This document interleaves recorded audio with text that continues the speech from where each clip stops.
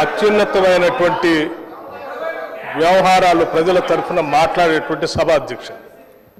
ఇది ప్రజాస్వామ్యానికి దేవాలయం లాంటిది.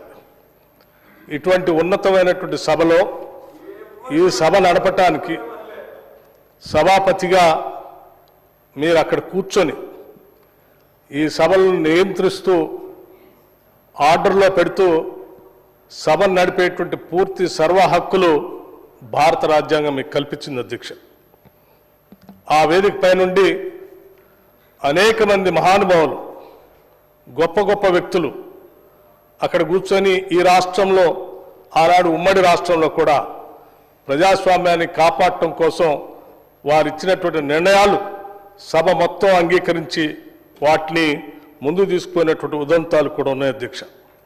ఒకానొక సందర్భంలో ఆనాటి ఉమ్మడి సభలో కూడా ఒక సభ్యుడు బయట సభాపతి గారి గురించి ఒక మాట మాట్లాడినందుకు యావత్ సభ మొత్తం పార్టీలకు అతీతంగా ఒక నిర్ణయం తీసుకొని ఆ సభ్యుడిని పూర్తిగా సభ నుంచి రద్దు చేయటం కోసం ఎథిక్స్ కమిటీకి పంపించి నిర్ణయం కూడా చేసి సభ నుంచి పూర్తిగా రద్దు చేసినటువంటి దృష్టాంతాలు కూడా ఉన్నాయి అధ్యక్ష.